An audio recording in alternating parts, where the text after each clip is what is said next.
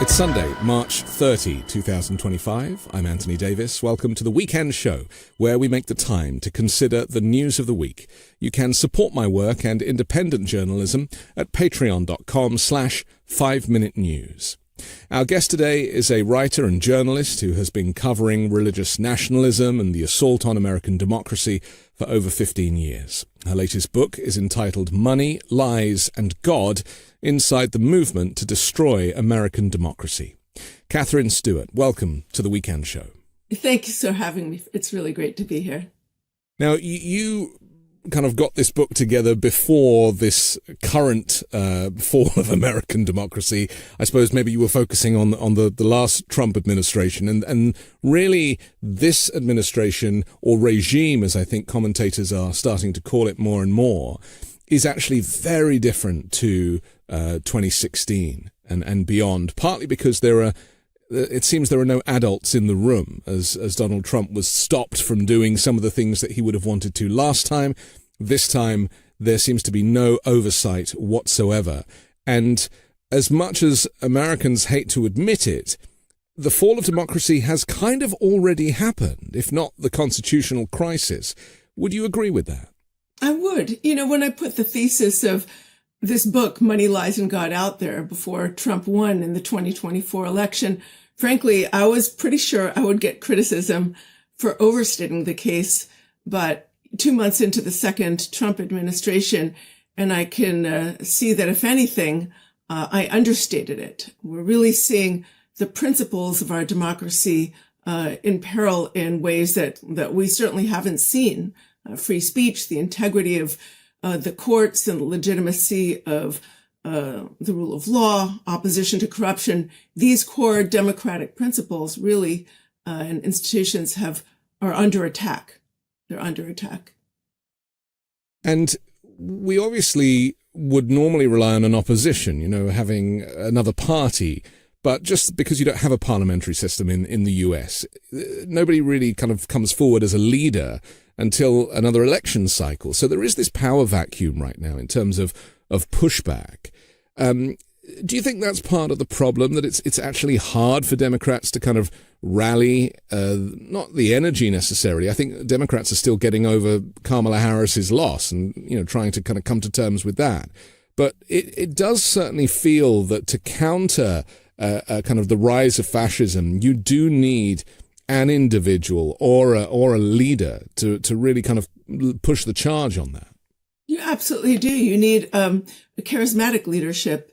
I think that this Democratic Party, in some regards, doesn't want to break the rules. They want to follow the rules, and some members seem to be operating as though under different kinds of rules that held in an earlier time. But one of our political parties has been overtaken by extremists, frankly. This movement is not remotely conservative.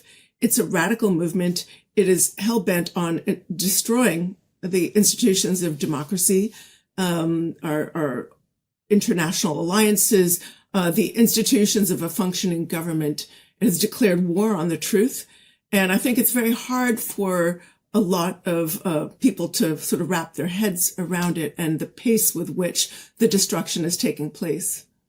And is that because people still judge the status quo as if Joe Biden is running the country? The Trump regime has brought about a realignment of allegiances with Putin as the friend and Europe as the foe. And it might seem unconscionable, but all the evidence for that is present. And I see it that any hope of things returning to the old way, to the original world order, as opposed to this new world order sometime in the near future, I just don't think that is going to materialize. Yeah, I think a lot of people have been operating as though there's some kind of magic pendulum in the sky that's going to return us to a state of normalcy anytime soon. And unfortunately, if you study history, you can see that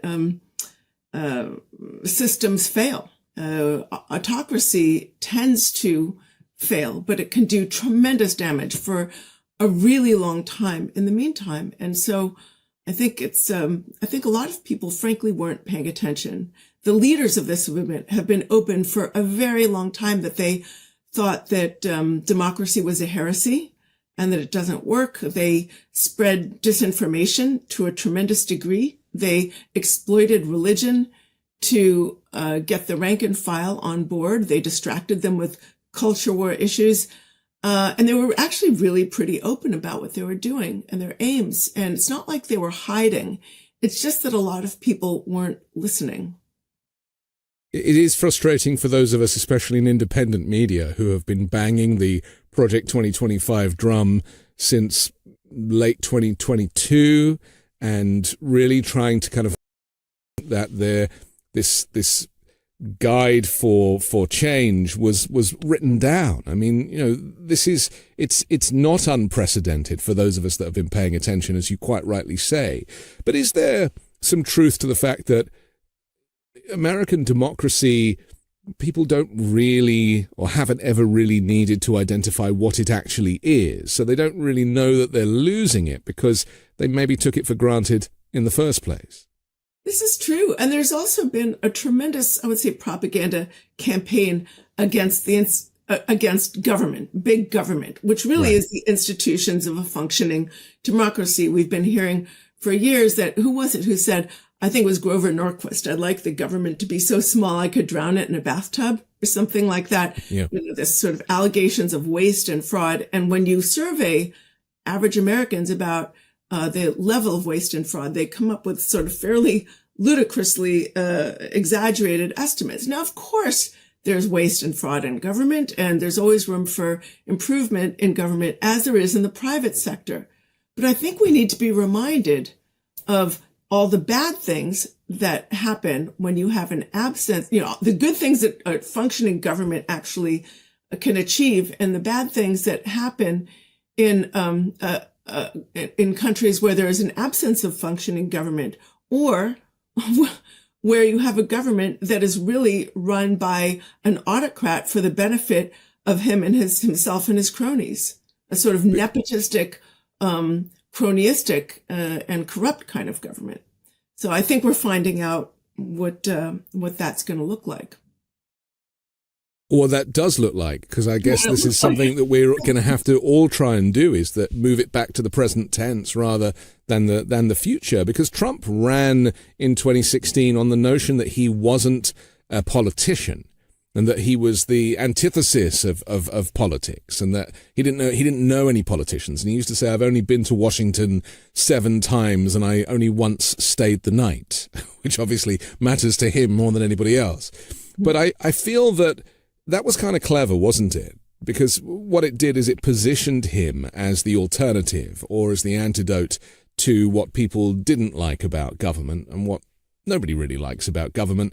It's a kind of necessary evil, isn't it? We need roads and we need bridges and we need a functioning society.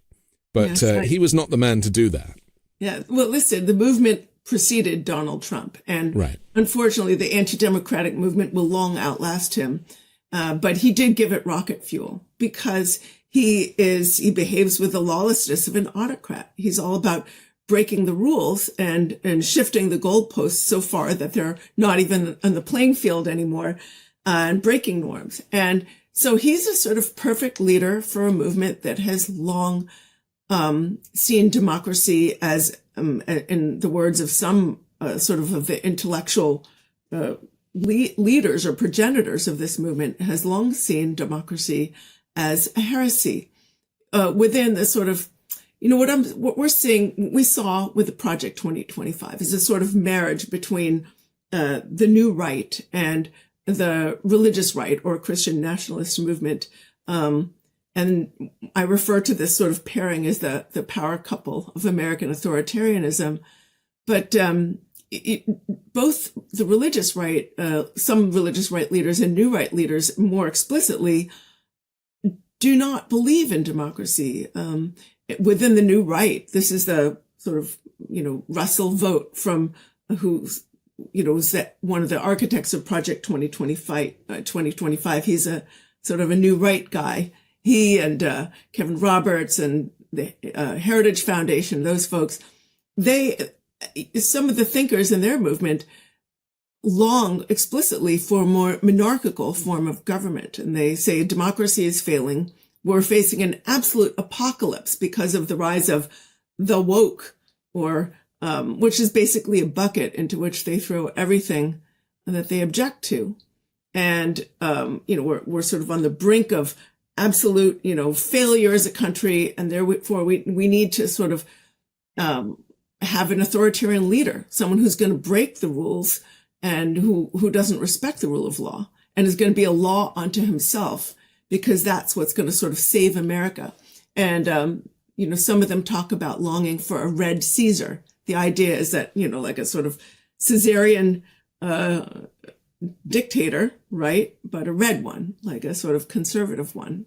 And then within the religious right, Trump has been referred to as like a King Cyrus or a King David, right? An imperfect ruler through, that God chose to enact his will. But here's the thing about kings. They're not the kings of democracies. They're not kings of places that, with laws deliberated in public, on the basis of reason and compromise. They are the law unto themselves. And so that makes Trump a kind of perfect leader for both sides of this movement that has been longing for more autocratic governance for some time. It does seem unbelievable, the whole shift, because it feels like it's happened really quickly, doesn't it? It feels like it's just been 2 months that he's been in, and by shutting everything down, basically it's described as the deconstruction of the administrative state, but it's actually more than that, because even the firing of federal workers, you think about the state being deconstructed, and you often forget, well, there's actually tens of thousands of people who've given their careers and their lives to this. Many of them are Trump voters, and there hasn't really been any focus or attention on those people who are maybe support him, but now find themselves on the wrong end of his wrath. How do you think that those people are going to respond? Because I know Republicans have been prevented from doing town halls so as to not have to deal with that kind of pushback. Do you think that there is enough momentum here that the people are going to be the ones to save us in this situation? Well, I think as the price of goods and, consumer goods rises because of these needless tariff wars, as people lose their jobs, as they lose their Medicare and Social Security, perhaps, and other services that they need and want, as the Consumer Protection Bureau and functions have been decimated, as people see, features of government literally stop working, as public schools are degraded and destroyed. I think we do have an opportunity to say, these are the people who are doing this to you, right? And here are the people who are fighting for you, should an effective opposition movement really come together. But it really points to the fact that this is a movement that's really nihilistic. I mean, I think it's motivated more by what it wants to destroy rather than what it wants to create. And I think the prime example we can look at is DOGE, right? It's abundantly clear they're taking a sledgehammer approach, smashing the administrative state as they promised to do, in ways that are going to ultimately prove very costly to ordinary Americans and to our government. So, for example, they're sabotaging the IRS's ability to collect taxes, which is probably going to diminish receipts and increase cheating, right? They're canceling contracts midstream, which essentially wastes money.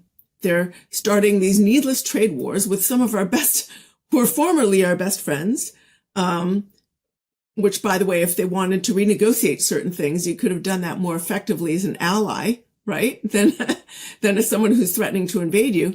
And that's going to it's raising the price of goods that people actually need. It's negatively impacting consumers. So it's really clear that the process is driven by these ideological motivations rather than any sort of rational or practical planning. I think Elon Musk sort of captured the basic thinking when he showed up with this chainsaw, right? He said he was going to defeat the woke mind virus in his crazy way. But, I think some of this was foretold in a number of episodes in the first Trump administration. So one episode I talk about in my book, Money, Lies, and God, relates to the leadership governing Voice of America. Trump hired a kind of new right ideologue to head the unit that handles that outlet. And according to multiple news reports, like in, Washington Post, NPR, and others, he just started destroying things until it was basically too much for Trump 1. And now Trump has come back again, and he's really making good on the destruction of that organization and so much more. We're seeing the destruction of so many features of our country that have actually led to a kind of economic boon for all of us. Science research, education. It's really sad. Well, it's things that people didn't even know that we did. I mean, USAID is a perfect example of this. I don't think people really knew about how we influence other nations through our generosity, which is only 0.63% of the federal budget, and yet has this far-reaching effect on people around the world and the building of nations and supporting the immigrants that eventually come to the US so that they come educated. I mean, it's all built into the system, isn't it? I know. It really is. I mean, I think the destruction of America's soft power is really, is a real huge mistake, because it's so important for diplomatic efforts. And of course, now Trump is abandoning our closest allies for Putin. With is leading a country with a fairly sad economy, and he's no respect for democratic values whatsoever. It's ironic, because this is a movement that has claimed to revere the West, and yet they're abandoning the Western alliance, allies that have provided a certain amount of sort of benefits, not perfect, obviously, but a certain amount of benefits and stability in the post-war era. I think this sort of nihilism of this movement is also evident in I'll call it the moral cowardice of leaders of the Republican Party. So just this week, say, the Hegseth Signal Group. Think about it. The members of the administration are flat out denying what we can see with our own eyes, which is that they engage in an incredibly dangerous breach of security. They did so without lawfully following processes that are established to protect us and to protect our security apparatus and our military apparatus. So they lie to our faces about this, and no Republican leader, as of this writing, basically appears to be standing up for the national interest. They cave, just as they caved when Trump started backing Russia against Ukraine. This is the behavior of people who really don't care about democracy and actually have kind of contempt for it. And they think there's really nothing of value more than power.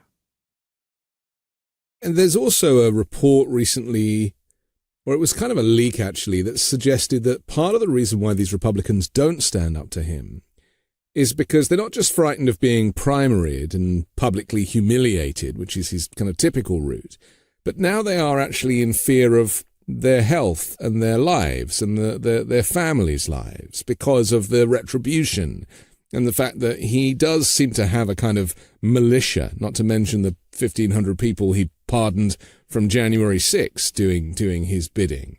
Do you think that, this kind of pressure campaign where it's like if you step out of line, you could get hurt? I mean, that's straight out of Russia's playbook. That's Alexei Navalny territory, isn't it? It is. It is. And it's sad that it's come to this. It's very interesting because I think people are often focusing on the sort of free speech elements of the extrajudicial or the sort of extrajudicial, grabbing people off the street and sending them off to God knows where. Kidnapping. Yeah, kidnapping because they had a tattoo for autism awareness or something like that. You talk about, but it's really about intimidation and fear. It's telling people, if you don't stay in line, if you don't do what we want, we're going to come after you and you're going to suffer. And we're saying the same thing with attempted coercion and coercion of law firms. So also, Trump recently issued this executive order, as you know, attacking Paul Weiss and severely restricting that law firm's ability to represent its clients by preventing it from dealing with the government or entering government buildings, which would make it really, really difficult for the Paul Weiss firm to be able to have government contracts. So lawyers really understand that this is a dangerous affront to the nation's legal system. But, and one law firm that was given a similar threat challenged the executive order and is doing that. And by the way, there are a lot of lawsuits in play. So that's one area where there has been substantial pushback. And he is losing a lot of these lawsuits. I mean, that's the other thing it's important to remind people is that so many of these, like the firing of 25,000 federal workers, they had to be rehired, for example. And yes, exactly. and USAID, there was a kind of temporary stay on that. So he isn't having success at a federal court level. Is that the reason why Mike Johnson, the Speaker of the House, for example, came out this week and said, well, maybe we need to disband the federal courts? Can you imagine? It's like, these are people who dress up in red, white, and blue and wave the American flag. And yet he's a man of God as well. They're trashing every democratic principle and institution that you can possibly imagine. And the other funny thing is, the religious nationalism piece of it is really interesting. I think this is one of the reasons why it's been really hard for people to see what's coming, because it involves, the way they get the rank and file on board is by exploiting religion. And, it's just, when you're talking about religion, we all want to be tolerant and accepting of one another's faiths and backgrounds, and we want to respect religious freedom and everybody's sort of sincerely held religious beliefs. But the fact is, this is a movement that has exploited religion for politics and power. They've essentially, look, there are a lot of religious leaders who are not on board with this at all. I've had conversations recently with large numbers of groups. I mean, I can just name a few because there are so many, like the Faith Table and Christians Against Christian Nationalism, the Baptist Joint Committee, Vote Common Good. There are just so many faith-based organizations and leaders who object to the exploitation of religion in this way. Well, one said it to his face, didn't she? She yes. actually spoke up during a sermon, and that was. If she can do it, if she can stand up yeah. and speak out, I think some of those Republican politicians can do it too. Because the separation of church and state, which is supposedly baked into the Constitution and the Bill of Rights, and I mean, they don't care for that, do they? And you could argue that the church and the state have now fused. Is that in name only, or is that, is there actually some kind of religious foundation to that? For the fusion of church and state, absolutely. I mean, religious foundation, it's definitely not in our Constitution. Our founders really understood that true religious freedom happens when you can worship any sacred God or any sacred idea or God or none if you don't want to. And you have the right to support religion with your money, but you're not forced to with your tax dollars if you don't want to. They understood the intrinsic value that comes from the idea that you can observe any religion and still participate in public life and politics without having to conform to a certain kind of religion. But this is a movement that has long used religion as a wedge, a way to divide people, the insiders versus the outsiders, the pure versus the impure, right? And it really explains the largest part of the movement's popular support.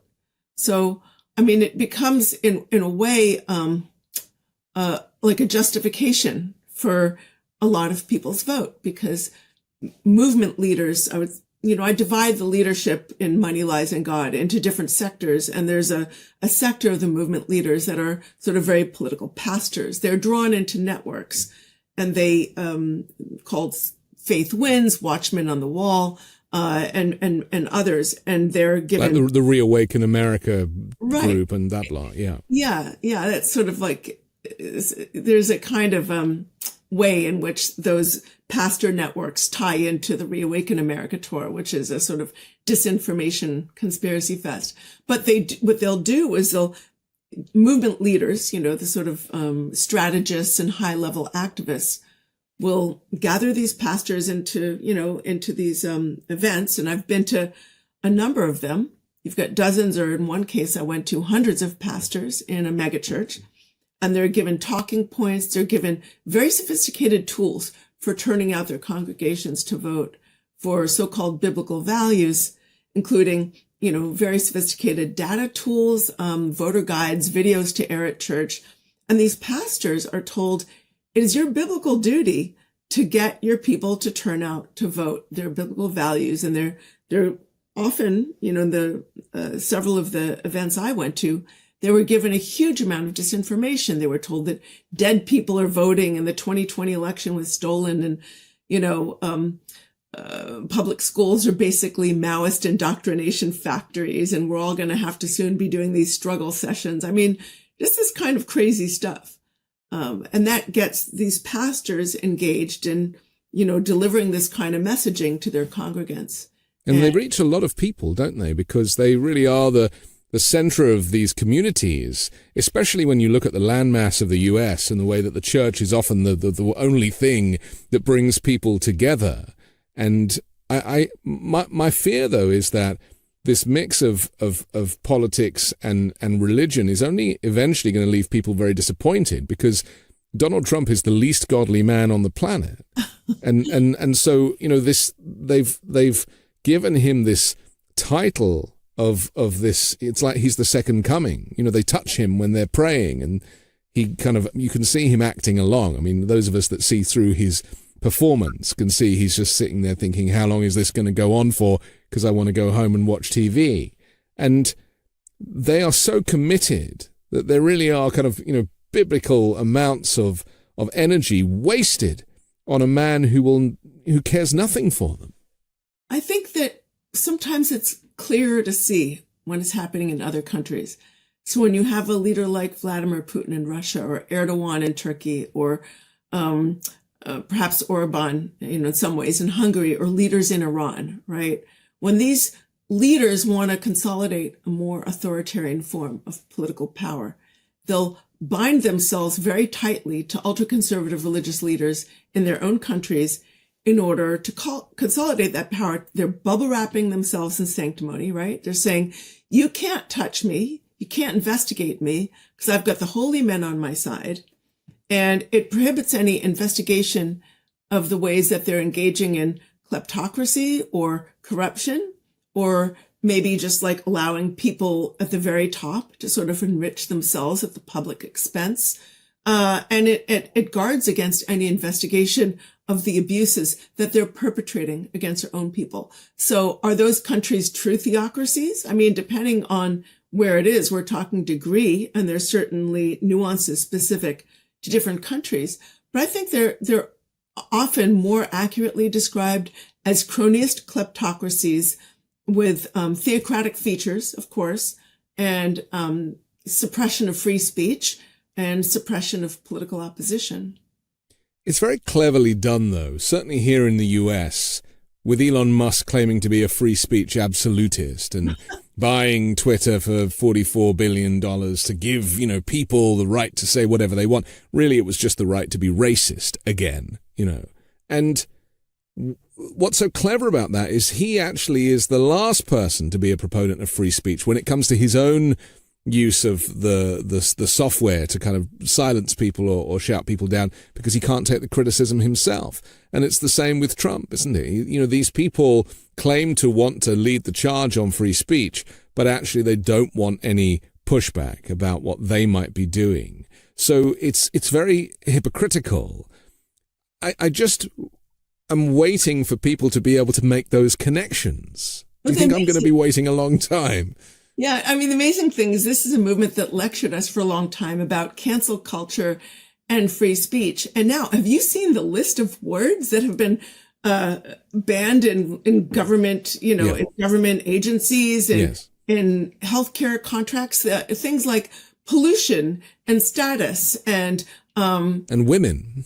Women first. Yeah. I mean, the amazing thing is like the sort of canceling, the attack on anyone who doesn't conform to their vision of a kind of like a a simpering loyalist, they'll call DEI, or, a person of color, a woman who they want to discredit. They'll call that a DEI hire. I mean, what do we say when somebody like Pete Hegseth, who certainly wouldn't have his job if he weren't a sort of Fox News person, what do we say about him when he can't even, keep his Signal chat away from where he's discussing national secrets, no matter what Tulsi Gabbard says, away from a journalist. So it's really kind of extraordinary. I mean, this is a movement that is, canceling right and left. They're trying to strong arm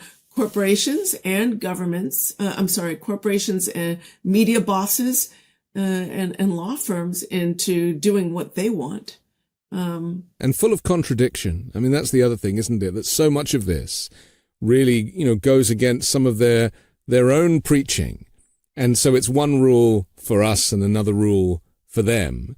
We need to take a break, but I want to come back and talk about the uprising that we're all hoping for. The way that, because obviously, we often talk about this subject, the fall of democracy in America, and people always write to me and say, but what can we do about it? Oh. So you are an expert, and I'm very keen to, establish that stuff next. So we'll do that in just a moment here on The Weekend Show. So it's a new year, 2025, and you're thinking, how am I going to make this year different? Am I going to build something for myself? I'm dying to be my own boss, or see if I can turn this business idea I've been kicking around into a reality. But I just don't know how to make it happen. Shopify is how you're going to make it happen, and let me tell you how.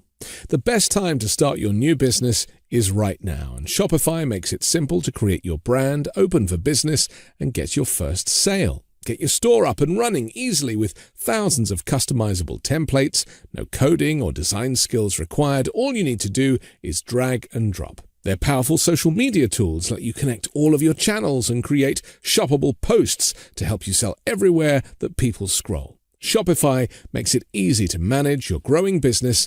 They help with the details like shipping, taxes, and payments from one single dashboard, allowing you to focus on the important stuff like growing your business. With Shopify, your first sale is closer than you think. Established in 2025 has a nice ring to it, doesn't it? Sign up for your $1 per month trial period at shopify.com/weekend, all lowercase. Go to shopify.com/weekend to start selling with Shopify today. That's shopify.com/weekend. We're back on The Weekend Show with Katherine Stewart. I'm Anthony Davis. Katherine, your book talks about, how religion has very much kind of been the entry point for this movement, for the way that Donald Trump was able to kind of reach these people. And I think Mike Pence was like the linchpin for that in the first administration. It was like, get Mike Pence because the evangelicals will support him. It was Mike Pence. It was right-wing or pro-life judges, because in advance of that 2016 election, Trump actually met with 1,000 evangelical leaders in New York City for sort of how's this going to go? And he held up a list of judges and he said, all of these judges are pro-life. And so that was it. The Evangelical Advisory Council was huge. Mike Pence was huge. Absolutely. And then, of course, Roe came, the reversal of Roe versus Wade, which was, the landmark ruling, been statute for 50 years and basically changed everything for people who kind of understand, because I think polls nationally across the US, most people are in support of a woman's right to choose. So that kind of flew in the face of that, satisfied a kind of a narrow group, a smaller group. But apparently they'd been campaigning for the reversal of Roe since Roe first happened in the first place. And so, we need to get outside of our algorithm sometimes, don't we, to kind of have empathy for the fact that there are a lot of people who seem to be very happy with Donald Trump right now, thrilled that Roe was overturned, and thrilled that he is aligning with Vladimir Putin and not so with Europe, breaking that transatlantic alliance that's been in place since the Second World War. But there will come a point, surely, and I'll give you the chance, a big question, I'm sure there'll be a big answer, but even if you're a religious person, even if you don't believe in a woman's right to choose, even if you have all of those kind of supportive connections with Trump, you still need to be able to live and buy groceries and drink clean water and not, die of the effects of climate change or by not getting a measles vaccine. I mean, living is something that everybody wants to do safely. So there's got to be a tipping point when people realize that this administration does not offer that. I think that, I have so much to say. Oh my goodness. First, all yours. I've met a lot of people in the course of my research. I've gone to conferences and strategy gatherings, and I've been, sat at people's kitchen tables in the pews of churches. I've met a lot of people who are frankly really nice people. They love their families. They care about their communities. They truly do believe they're doing what's best for America. But unfortunately, I think when they cast their vote to defend the American family or cast their vote to end abortion, they're not necessarily arguing about, with this idea that we need to make major changes in the way our government is run. They're really making a statement about their values and themselves. But unfortunately, all those efforts have been harnessed in service of this agenda, this grotesquely anti-democratic agenda. And you sort of wonder whether the reality of what they're facing is actually going to permeate those disinformation bubbles. It's true that most Americans support a woman's right to choose and abortion rights in some form, including a majority of Republicans. And I think sometimes people don't know what's happening until it actually starts happening. I mean, we have, women dying now because they can't access the miscarriage care that they need, or they're becoming septic, or there's some kind of problem in the pregnancy and they're not able to access the fetus has no chance of surviving outside the womb, and they still have to carry it to term, which is a really horrible and physicians are too scared to help them in some states. Women have died. I think the outlet ProPublica has done a pretty good job of tracking some of these cases. So I think, but you said something about abortion that I just have to go back to. You said that since Roe versus Wade passed, people in this movement have been trying to overturn it. That's not quite true. So when Roe versus Wade passed, most Protestant Republicans actually supported it. The Southern Baptist Convention published op-eds in 1971 and 1974 expressing support for the liberalization of abortion rights. Barry Goldwater, who was that great conservative hero, he supported abortion rights, at least early in his career. And here's a fun fact. His wife, Peggy, co-founded Planned Parenthood in Arizona. Interesting. When Roe versus Wade passed, Betty Ford called it a great, great decision. But movement leaders of a movement called the New Right, which felt like the Republican Party had become too liberal, people like Paul Weyrich, Phyllis Schlafly, Howard Phillips, and others, they felt like they really wanted to ignite a kind of hyper-conservative, movement to drag the Republican Party in a different direction. And they knew that they needed an issue to mobilize people, because they recognized if you can get people to vote on a single issue, you can control their vote. And the historian Randall Ballmer has actually documented this because he was in on some of these conversations. The professor and historian, that they sort of went down a list of issues. They thought, well, they were strategists. How could we, sort of drag the Republican Party to the right? And they looked at school prayer, but that tended to alienate some of their ultra-conservative Catholic allies. They looked at the ERA, or women's rights, but the ERA was at the time sort of going down in flames. They were really upset about that the IRS was starting to look at religiously run segregated schools. There were like these segregation academies that were often run by like Bob Jones or other sort of religious leaders. And that really upset them. But sort of like, and the IRS was looking at these racially segregated schools and saying, why are we giving these schools tax privileges? And this really upset these folks. But like, stop the tax on segregation wasn't really going to be a very effective rallying cry, right? So when they came down to abortion, it was like an issue that touches on issues of family and gender order and things like that. And they thought, wow, that could really work. So over time, they purged pro-choice voices from the Republican Party. And Phyllis Schlafly, if you're really interested in the topic, she wrote a fantastic book about this called How the Republican Party Became Pro-Life. And it took a long time and a lot of effort. But the point is, it wasn't an anti-abortion party. It was largely, a party that accepted a range of views, but that was on balance. Most Protestant Republicans supported abortion rights in some form. So how things change. Yeah, how things change. Sorry for that little sort of digression. No, there. But it's useful because I've always spoken about the marketing that goes with this brand of pro-life and how clever it is, because it really isn't pro-life at all, especially once those children leave school. I mean, or even are at school and are facing, school shootings courtesy of the lack of gun legislation. And so there is this hypocrisy about, supporting children, whether, or fetuses.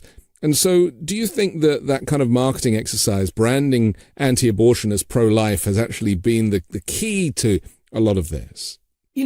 Yes, because the movement, I would say the Christian nationalist movement in particular has been really clever about their marketing, about strategy. I mean, look at their legal strategy. They bring, they invest money in the right-wing legal sphere, organizations like the Alliance Defending Freedom and Liberty Council and First Liberty and these other Pacific Justice Institutes. They very carefully select the right plaintiffs to mount the right cases to bring to the right court, to the right circuits, right? Creating these sort of novel legal building blocks that will lead up to a big win. And that's going to erode the separation of church and state. So they're patient, they're long-term in their thinking. They're very sensitive to public opinion. When you're speaking about the anti-abortion movement, I try go every year or so to March for Life and the National Pro-Life Summit in Washington, D.C. Every year they have a different theme, right? And they're very responsive to what's happening in the culture. So one year it's, pro-life is pro-science. Another year it's love them both, meaning love the fetus and the child, or the zygote and the child, because really they want to end, access to forms of birth control and this kind of heartbeat bill as well, again, using language that is so, explicit to connect with people. And even as far as I remember, and please correct me if I'm wrong, but actually being involved in the development of technology that enables them to find electrical activity in the fetus and claim it's a heartbeat when it's not yet a heartbeat. Yes, they're very good at sort of like bringing all the tools to the fight.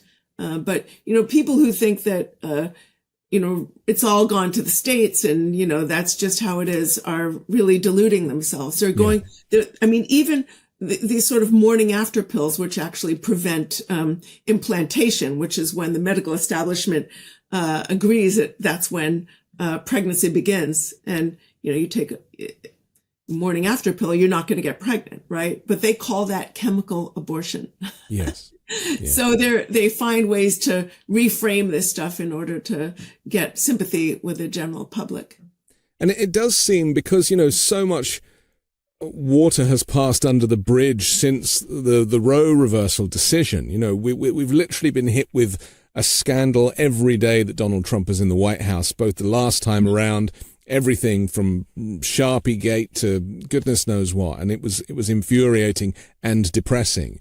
This time around, it seems like the daily scandals are far greater. You mentioned national security this week, which of course has, devastated America's standing on the world stage, because, our allies are not going to want to share intelligence with us anymore because they know that we are not to be trusted. So there's that. But there's also this, what I want to get to is this uprising that we're all keeping our fingers crossed for, that the people, including many Republicans and Trump voters, recognize that the country is greater than the leadership, and the country that they remember that has kept them safe, because there has not been a mainland war in the United States outside of 9/11 and Pearl Harbor. People here have been very safe, and they have maybe taken their freedom and their security and their democracy for granted, is that they may begin to see that maybe they did like it as it was, and that is not how it's going to be. So what are the chances of people overlooking their views on abortion and actually joining forces with those? I mean, apparently there was 90 million people that didn't vote for Donald Trump or didn't have their vote counted. That's a lot more people, if you add it to the Democratic votes, than who did vote for Donald Trump. That's true. I mean, when you look at the percentages by which Trump won and other presidents win their elections, he won by a very small margin. It's not that the country went MAGA. There was a depressed enthusiasm for vote on the Democratic side, and we don't have to get into the reasons for that. But, there's so much people can do every day. I mean, the first is it's really important to get out of bed. This is no time to sort of hide under the covers and just, stream Netflix. Is really the time for moral courage. And there's stuff that we can all do. Number one, local activism really matters.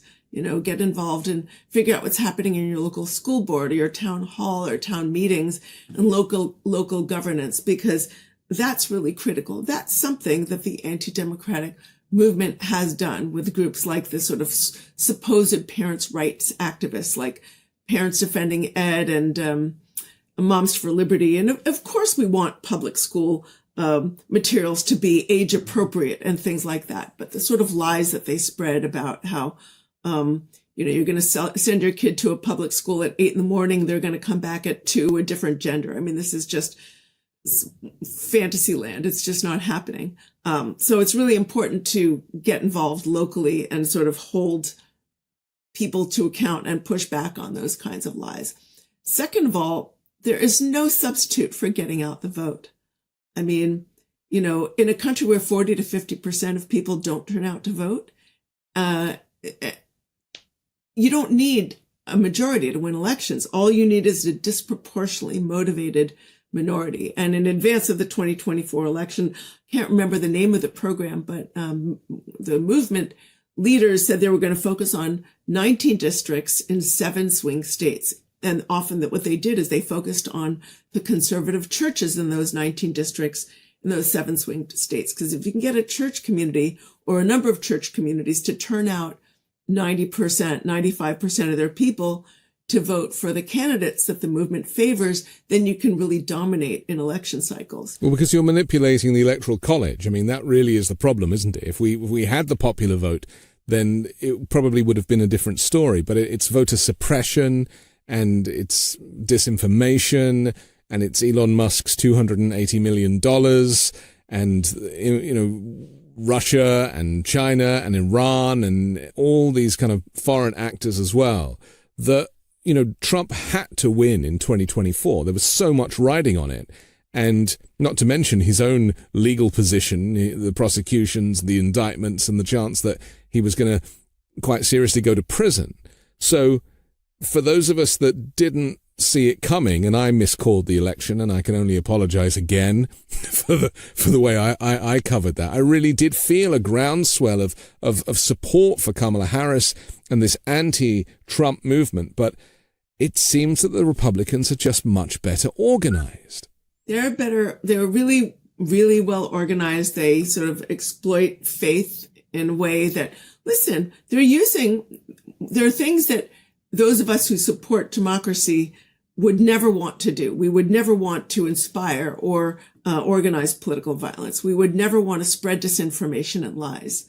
But we should take note of the fact that they really went after their base, turned out their base, used the tools of democracy, of course, to destroy democracy. But those tools are available to us. We're not powerless. I think that they went after low propensity voters. That's really important. It's really important to speak to people who are on the fence and think their vote doesn't matter, or has some kind of little issue with something a candidate may have said in 1996 or some policy that they, endorse that you don't like. Listen, we really need a big tent. If we can agree on more, we're not going to agree on everything. in a country as big and diverse and as ours, we're not going to agree on everything, and we probably shouldn't agree on everything. No one's going to get everything that they want. But if we can agree on some core democratic principles, if we can agree on more than we disagree about, and have a kind of willingness to compromise for the sake of coalition, then I think we really, democracy does stand a chance.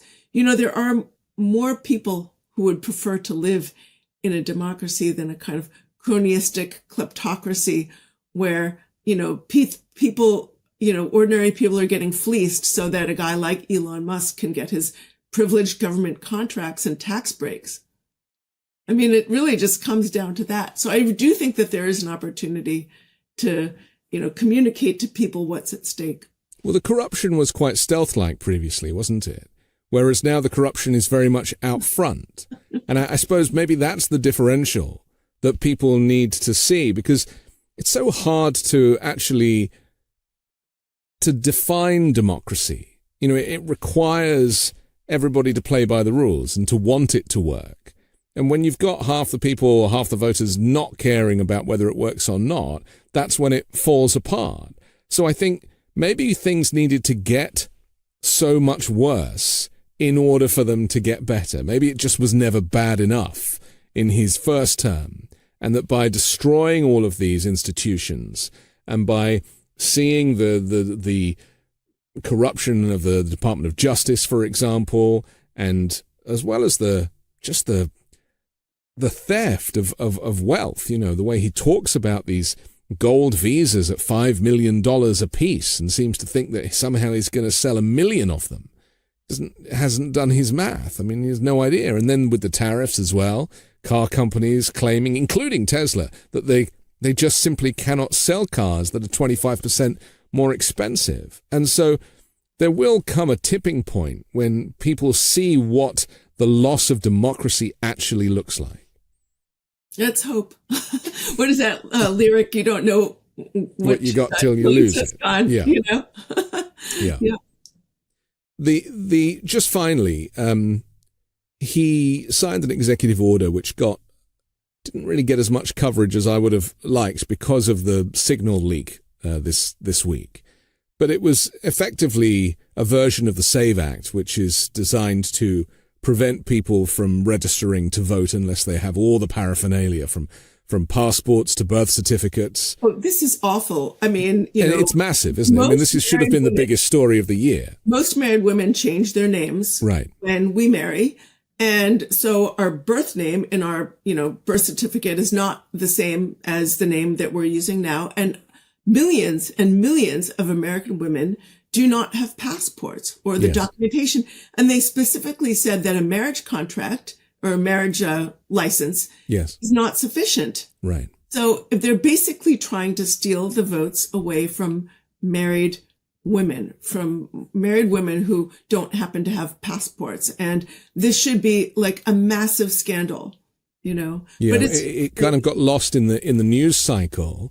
It's illegal what he's trying to do because, there needs to be an act of Congress to change any voting laws. But none of that really seems to matter with this regime, does it? It's just like we'll make an announcement, and by changing public opinion, it will prevent people from going to the polling place because they don't have the paperwork, and the cost of getting passports is expensive. And consequently, they reckon that 30 million people could be disenfranchised from voting, and this could keep Republicans in power forever after. I mean, this again was baked into Project 2025. This is not an accident. This is by design. Are we going to see a midterm, is my question, let alone a general election in 2028? Well, I left my crystal ball in the other room. I'm so terribly sorry. So I can't make predictions about the future. I mean, a lot can happen between now and then. And I'm sure that, these kinds of illegal actions will be challenged in court. But, it's consistent for a movement where more and more voices are starting to talk about how women shouldn't, frankly, either have the right to vote. I think it was, this Doug Wilson, a pastor that Pete Hegseth has praised, and Pete Hegseth attended a church that was affiliated with Doug Wilson's movement. He's a sort of very political, very powerful pastor. He said it was a mistake for women to be given the right to vote. Women weren't given the right. Or even fight in the military. I mean, he has lots of views about this. I know. And then even voices, that advocate for, they call it household voting.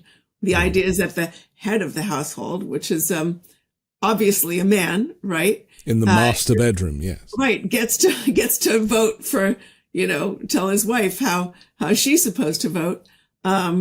And then, of course, this is a movement that seems preoccupied with masculinity. But I've got to say, a lot of autocracies have this sort of preoccupation with masculinity and militarism. Yes. And they denigrate what they consider the feminine virtues of empathy, compromise, care for others. And intelligence as well. Throw that one in. And they see it as a way to sort of consolidate, dictatorial power. Yeah.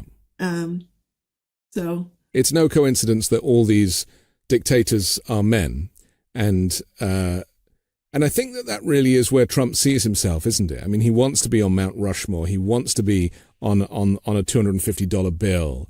He wants to have the adoration of not necessarily the citizens of America, but of the dictators of the world. He wants, it's almost like Putin is his father who never loved him. He wants to get that attention, right? It's the inner child is crying out, please.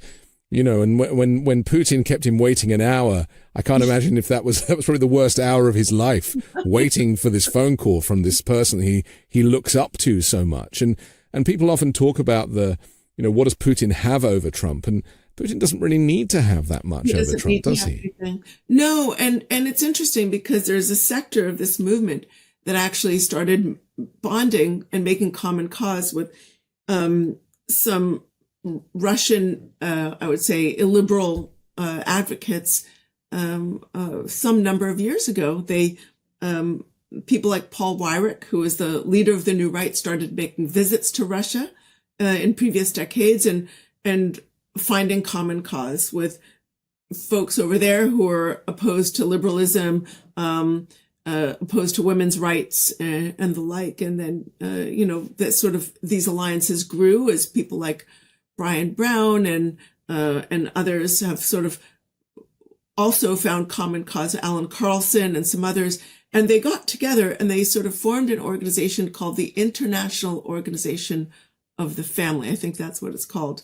They have a conference every few years called the the Congress of World Family Congress or something like that. I actually went to it and I write about that in Money, Lies, and God. And it was really interesting because here you are with these sort of Russian and American activists and activists from other parts of the world talking about how, liberalism is terrible and make liberals fear you. And they're working with other reactionary activists in Spain and elsewhere. And then, who should stand up and speak but John Eastman, or a co-conspirator too? The man in the hat. Exactly. Yeah. Exactly. And he gave a kind of speech that wasn't particularly remarkable, but it's interesting that he was there. So it's a kind he thinks of himself as a constitutional lawyer, doesn't he? And yet he seemed to be the first person to overturn the Constitution, supporting Trump in overturning the election. So we've got these religious groups and these libertarian groups also, but there's a new group that are not that new, but really they're only starting to kind of cross over into the public domain, and that is the tech oligarchs and those people who. The Peter Thiels, the people who believe that countries shouldn't be separated by borders, but they should be, regions that are controlled with technology and by technologists, and that, the kind of corporate entities could do a better job of running these nations. Can you talk to that for a moment? Because I think that really is kind of the zeitgeist right now. We're seeing it with Elon Musk in the administration. It's as if he is the president and Trump is just this empty vessel that wants to rename the Gulf of Mexico, and he's happy with that kind of stuff. But actually, it's the broligarchs are the ones that are calling the shots. It's really interesting. I think those fantasies would make for a really interesting board game, right? Yes. Or maybe a science fiction novel. But, again, this is a movement like when they talk about what they really want, it's this crazy fantasy. Some of them are talking about seasteading or actually putting nation states in the ocean built on these platforms. Well, what do you do when the pirates come? Who's going to defend you? I mean, it's just, or the big wave comes and just wipes everybody out. It's that was because there was no legal jurisdiction for them to live there, so that they could do anything, and there were no laws preventing them from doing whatever they wanted to do. I mean, can you imagine living on a platform until the next tsunami comes? I mean, it's really crazy. But, I think that a lot of those guys have this sort of, here's the thing. I think a lot of those guys, they're very rich, right? And I think people don't appreciate the extent to which people who are that rich live almost like on islands, right? Yes. Like walled islands where everybody is surrounding them, telling them how brilliant they are and they really believe, they drink the Kool-Aid. They think they should run the world, but they have these massive fortunes, but at the same time, they can hear from over the wall somewhere, like the cries of people who really are saying, you know what, you should be paying your taxes at the same rate as a school teacher. And maybe you should treat your workers better so that they don't have to go to the government for healthcare and soup kitchens or whatever. Like, look at what some of these, workers are actually earning. It's not that great. Not the higher level, but the sort of people doing the actual like work. Yeah. And regular people. Right. Regular people. And they get the sense that, I think there's some way in which they have a sense that their wealth is unearned. They tell themselves that they earned every single penny with their bare hands. Right. And they deserve it. And so they're really open to kind of, ideologies that tell them that they deserve everything, that they should run everything. It's almost like a kind of defensive-ness, right? Because they're not philanthropists, are they? I mean, it's sad because in an earlier Bill Gates aside, who does give away huge portions of his wealth. Yeah, I mean, there's some it's very corrupting. Clearly, it makes them crazy. I mean, that's the one thing that a lot of these people have in common, and I include Zuckerberg and even maybe Bezos now as well, is that they are all nuts. And they didn't necessarily start off that crazy. I mean, we've heard from people that used to work with Musk decades ago, and he was like, he was great. And now he has really, it's almost as if he's become possessed by great wealth and power. I also, I wouldn't want to speculate about, the sort of habits of people, the personal habits of people in those circles. But, I do think that this sort of defensiveness has taken over for a lot of them, this sort of sense of narcissistic injury in a way. Yes. Like, oh gosh, I can't be criticized. No, I deserve everything. And in fact, I should be doing more. For all of his destruction, I looked it up earlier today. Musk has received something like $38 billion in subsidies, like special kinds of deals and tax breaks and things like that. So, he's cutting. Oh my gosh. I mean, this is a man whose fortune depends to some degree on science. The war on science is really shocking. I mean, we're seeing the sort of decimation of centers of expertise. We're seeing, the decimation of science research. America has been such a global leader in this area. Are we really throwing all of this away? I guess we are. Yeah.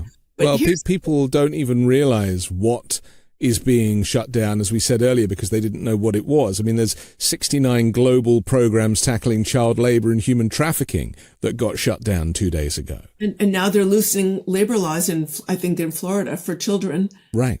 So right. And expanding the Muslim ban, which, to dozens more countries. I mean, this is going to completely change not just the West, but the whole world. America sneezes, the world catches a cold. And undoubtedly the tariffs are not going to work. And that seems to be Donald Trump's only mechanism for bringing in any kind of revenue to the federal budget. So, where does this end? We'll just have to, use this opportunity to communicate to people what's at stake what's being destroyed and how it's going to impact them. Okay. Well, I'm grateful to you for your expertise and for your books. And I'll link to those in the description below. But for now, Katherine Stewart, thank you very much for joining the Weekend Show. Thank you.